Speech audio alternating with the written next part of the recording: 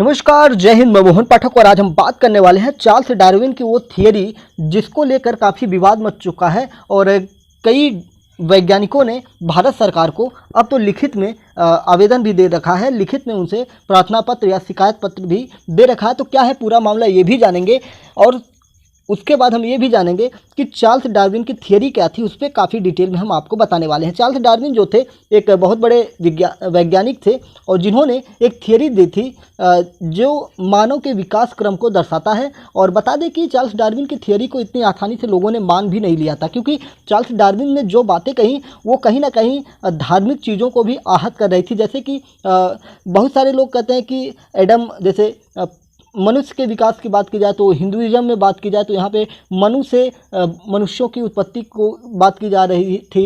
और फिर उसके बाद अगर इस्लामिक में बात की जाए तो आदम यानी कि एडम के बारे में, आदम के बारे में बात की जाती कि उनके द्वारा मनुष्यों की उत्पत्ति की गई। इसी प्रकार से ईसा मसीह की बातें की जाती हैं कि किस प्रकार से कैसे डेवलप हुआ। तो हर धर्म में अलग अलग प्रकार से इन सारी चीज़ों के बारे में बताया गया है। तो इनके जो थियरी थी इसको इतनी आसानी से लोगों द्वारा एक्सेप्ट तो किया नहीं गया था। क्या है पूरा मामला, उस पर हम जानेंगे।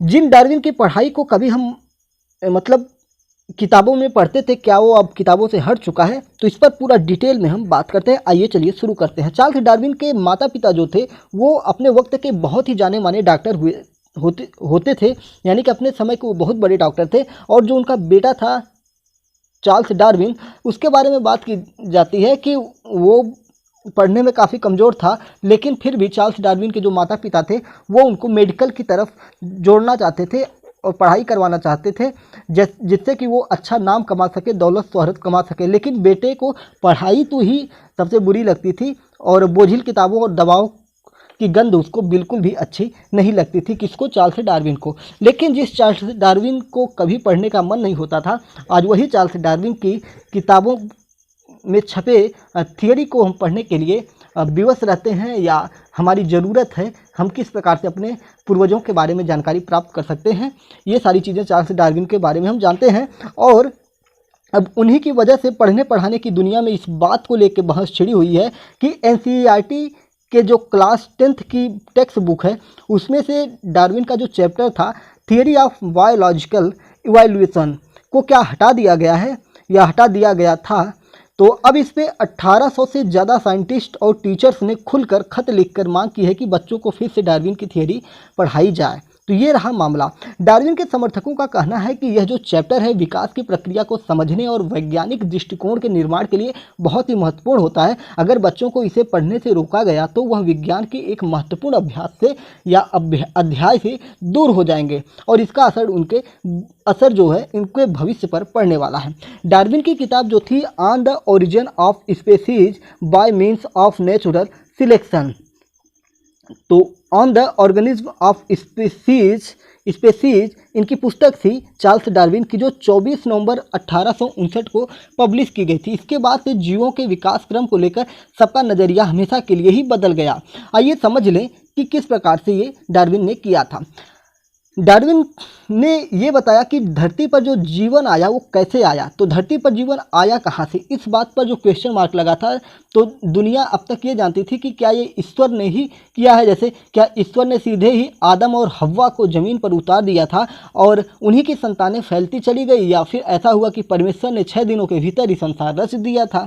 इन दोनों ही बातों को गलत साबित करने की हिम्मत दुनिया में किसी को थी नहीं, लेकिन चार्ल्स डार्विन ने हिम्मत दिखाई और अपनी थियरी को सबके सामने प्रस्तुत किया। उन्होंने इस भ्रम को तोड़ा कि इंसानों का दूसरे किसी जीव जंतु से कोई नाता नहीं है और उसे तो रचा ही किसी महाशक्ति ने है। यह डार्विन थे जिन्होंने थियरी ऑफ इवोल्यूशन दी और बताया कि इंसानों का विकास तो हुआ है बंदरों से। यानी कि सब लोग डरते थे कि किस तरह से हम इसको लोगों के सामने प्रेजेंट करें, या जिनको भी पता रहा होगा शायद वो नहीं बताया, लेकिन चार्ल्स डार्विन ने इसको एक कहें कि अपना अंदर से प्रेरित हुए और इसको दुनिया को बताने के लिए सामने आए।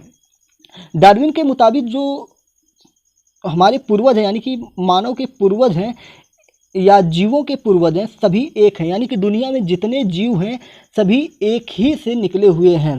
सभी के पूर्वज क्या हैं? एक ही हैं। सबके अलग अलग डेवलपमेंट हुए थे। जैसे सबसे पहले समुद्र के अंदर जीवों का विकास होता है, फिर उसके बाद धीरे धीरे समुद्र से कुछ जीव बाहर आते हैं, घटनाक्रम घटता है और जीवों से ही जीवों की उत्पत्ति होते होते होते ये विकास क्रम होता है। फिर एक बंदर की उत्पत्ति होती है, फिर बंदर का विकास होता है। चित्रों में आप देख रहे होंगे कि किस प्रकार से ये होता है और आज का मानव आपको दिखाई पड़ता है।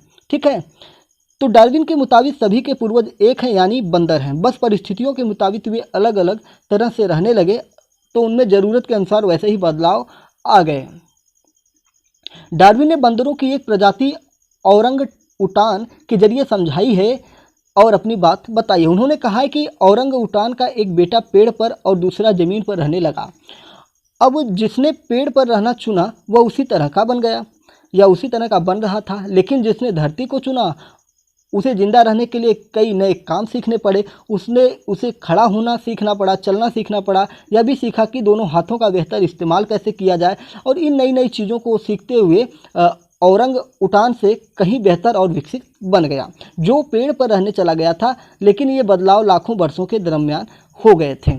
फिर उसके बाद अगर हम बात करेंगे तो जीवन को बेहतर समझना सिखाते हैं कौन? डार्विन। तो आपकी कॉलोनी में इंसानों के अलावा और भी कितने जीव जंतु हैं? मोटे तौर पर अगर आप देखेंगे तो गाय, भैंस, कुत्ता, बकरी, छिपकली, चूहा, मच्छर और बारिश के दिनों में कुछ 100 प्रकार के कीड़े मकोड़े, जिनकी सही गिनती आप कर भी नहीं सकते हैं। बस यही ना पेड़ पौधे गिनने को कहा जाए तो भी दर्जनों 2 दर्जन मामला में सिमट जाएगा।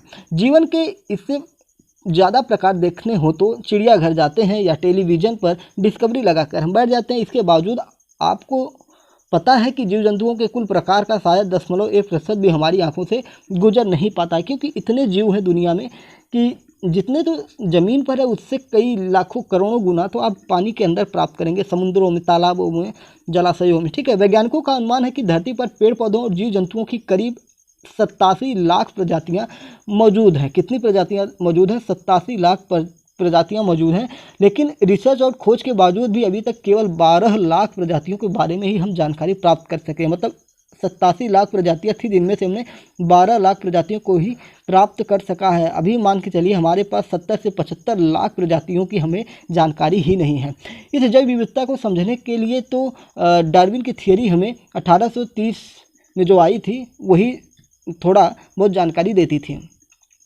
सन 1830 की बात है, जब डार्विन की उम्र थी केवल 22 साल। उस समय ब्रिटेन का एक शाही जहाज HMS बीगल दक्षिण अमेरिका की यात्रा पर निकलने वाला था और इसका मकसद था नेवी के लिए बढ़िया नक्शे तैयार करना, नए समुद्री रास्ते तलाशना। डार्विन को एक प्रोफेसर की मदद से इस जहाज के साथ जाने का मौका मिल जाता है। वे लोग पहुँचते हैं कहाँ पर? प्रशांत महासागर के गैलापागोस में द्वीप पर पहुँच जाते हैं। जो प्रशांत महासागर में गैलापागोस द्वीप समूह है उस पर पहुँचते हैं। कई द्वीपों पर रुका उनका जहाज और हर जगह डार्विन ने नोट किया कि पेड़ पौधों, जीव जंतुओं की कुछ प्रजातियां बिल्कुल अलग हैं, वहीं कुछ प्रजातियां नज़दीकी द्वीप पर मौजूद प्रजातियों से मिलती जुलती हैं। अब अगर उस समय की प्रचलित थियरी की माने तो क्या ईश्वर ने हर द्वीप के लिए अलग अलग जीवन की रचना की? अगर अलग अलग की तो फिर ये जो थोड़ी बहुत समानता मिल रही थी वो कैसे आई? डार्विन इस सवाल का जवाब देते हैं। जवाब वही जो हमने पहले भी बताया कि सभी के पूर्वज एक ही हैं। डार्विन का फिट वाला फंडा हिट है तो हम उसकी बात करते हैं। जो गुर्दा रखता है उसे ही जीने का हक है, वही जिएगा। जो गुर्दा रखता है उसे ही जीने का हक है, वही जिएगा। घातक फिल्म में जब काशी भैया यानी कि सनी देओल पुलिस इंस्पेक्टर बने थे और टीनू आनंद से यह डायलॉग बोलते हैं तो गुर्दा से उनका मतलब किडनी नहीं होता है, उनका मतलब होता है कि दम से, जिसके अंदर गट्स होगा, दम होगा, जिसके अंदर साहस होगा, जो हालात के मुताबिक खुद को ढाल लेगा वही जिंदा रह पाएगा। काशी ने यह डायलॉग 1996 में मारा था, लेकिन इससे 125 साल से भी पहले डार्विन ने यह कह दिया था कि योग्यतम की उत्तरजीविता यानी सर्वाइवल ऑफ द फिटेस्ट, जो फिट है वही बचेगा। फिट का मतलब ये नहीं कि बॉडी वगैरह बना लो, जिम बना लो, खूब मसल्स हो जाए, ऐसा फिट नहीं। परिस्थितियां जो बदल रही हैं उसके अनुसार आप अपने को ढाल सकें। चुनौतियां जो हो रही हैं उसके साथ आप बदल रहे हैं और जीवन की होड़ में बने रहने के लिए जो बदलाव हो रहे हैं उसके साथ अपने आप को ढालते जा रहे हैं और अपने आप को कमज़ोर नहीं होने दे रहे हैं और फिट हो जा रहे हैं। वही जो है चीज़ें यहाँ पे टिकी हैं, और जो इन चीज़ों बदलावों को नहीं सहन कर पा रहे हैं वो इस धरती से समाप्त हो जा रहे हैं। तो इस बदलाव के साथ खुद को बदलना होगा। जो नहीं बदलेगा वो कमज़ोर हो जाएगा या फिर मिट जाएगा, जैसे कि तमाम प्रजातियां विलुप्त होती चली गई इस धरती से। आप देख सकते हैं गिद्ध जो होते थे काफ़ी होते थे हमारे हिंदुस्तान में, फिर उसके बाद गौरैया नामक चिड़िया होती थी। अब देखेंगे तो फिर पीछे चले जाएंगे तो हम डायनासोर की बात करेंगे, तो जो सर्वाइव नहीं कर पाए पृथ्वी पर, धीरे धीरे करोड़ों वर्ष पहले उनका क्या हुआ, नाश हो गया। शायद भविष्य में मनुष्य का भी नाश हो जाए, जिस प्रकार से ये प्रदूषण फैल रहा है। अगर हम बात करेंगे कि डार्विन की थियरी का सीधा नाता किससे है, तो मेडिसिन से, जेनेटिक्स से है, यानी कि आनुवांशिकता से भी आप ले सकते हैं। इससे कोई समझ सकता है कि किस तरह से विभिन्न प्रजातियों में समय के साथ बदलाव आया और कैसे जेनेटिक वेरिएशन आए। इस थियरी से एक्सप्लेन होता है क्यों एंटीबायोटिक के ज़्यादा इस्तेमाल ने इसे बेकार कर दिया है और कैसे वायरस बैक्टीरिया लगातार इवॉल्व हो रहे हैं। डार्विन की थियरी मानव इतिहास की सबसे महत्वपूर्ण साइंटिफिक थियरी में से एक है। इसने जीवन की उत्पत्ति को लेकर सोचने समझने की बात की है।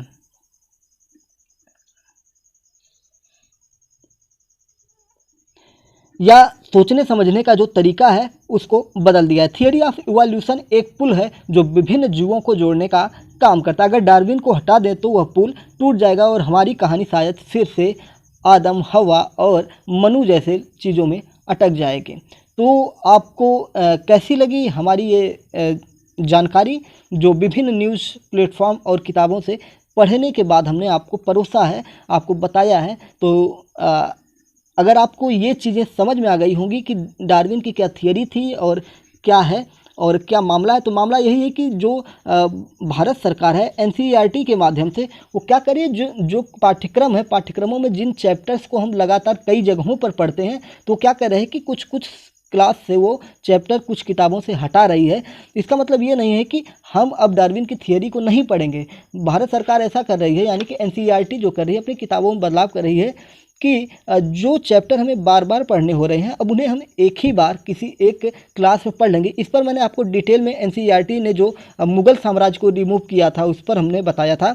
मुग़ल साम्राज्य ही नहीं, उसके साथ साथ आरएसएस जैसे, फिर गुजरात दंगों के बारे में कुछ टॉपिक्स हैं उनको हटाया है। तो ये सारी चीज़ें जो गैर ज़रूरी थी, सरकार को जैसा लगा तो वो उस प्रकार से अपनी चीज़ों को हटा रहा है। जो उससे लगता है कि उसकी आइडियोलॉजी से मैच नहीं खा रहा है उसको हटा रहा है। खैर, आप जब किताबें प्रकाशित हो रही हैं तो आने के बाद सब कुछ साफ हो जाएगा। लेकिन खैर, हमें जो जानकारी है उसके हिसाब से हम आपको क्लियर कर रहे हैं कि कोई भी चैप्टर हट रहे हैं तो वो चैप्टर आपको किसी दूसरे क्लास की किताब में देखने को ज़रूर मिलेंगे। किसी भी ज्ञान को समाप्त नहीं किया जा रहा है। हाँ, ज्ञान को थोड़ा सा कम किया समेटा जा रहा है कि किसी चीज़ को बार बार ना पढ़ना पड़े। उसको आप एक क्लास में पढ़ लिए हैं तो दूसरी क्लास में किसी दूसरे चैप्टर को इंक्लूड कर दिया जाए। ऐसी चीज़ें करने की कोशिश एनसीईआरटी, जो कि ये एक तरह से मुझे लगता है अच्छा है। अगर आपने कक्षा 8वीं में कोई चैप्टर पढ़ा है तो उसी चैप्टर को आपको कक्षा 9वीं में अगर पढ़ना पड़ रहा है तो ये कहीं ना कहीं ठीक नहीं होगा। आप अगर 8वीं में वो चैप्टर पढ़ चुके हैं तो 9वीं या 10वीं में उसे पढ़ने की ज़रूरत नहीं है। उसी चैप्टर की जगह पर कोई दूसरा चैप्टर वहाँ पे इंक्लूड किया जा सकता है। तो इस प्रकार से मुझे जहाँ तक जानकारी है यही है भारत सरकार का जो प्लान इस समय चल रहा है एनसीईआरटी के द्वारा, और ये 100% मैं आपको बता रहा हूँ, यही प्लान उनका चल रहा है और यही उनके जो प्रवक्ता कह सकते हैं वो बता रहे हैं। तो वही चीज़ें यहाँ पे हम आपको बता रहे हैं। तो अगर आपको जानकारी अच्छी लगी हो तो चैनल पर बने रहिए, और चैनल पर दाएं हाथ पर जाएंगे तो वहाँ पे सब्सक्राइब बटन एक मिलेगा नीचे, उसको आप सब्सक्राइब कर सकते हैं और फिर हमारे लाइक बटन को लाइक करके ये वीडियो या और भी जानकारियाँ जो आपको लगती हैं कि करंट अफेयर से जुड़ी हुई चीज़ें आप अपने दोस्तों में भी शेयर कर सकते हैं। जय हिंद, नमस्कार, भारत माता की जय।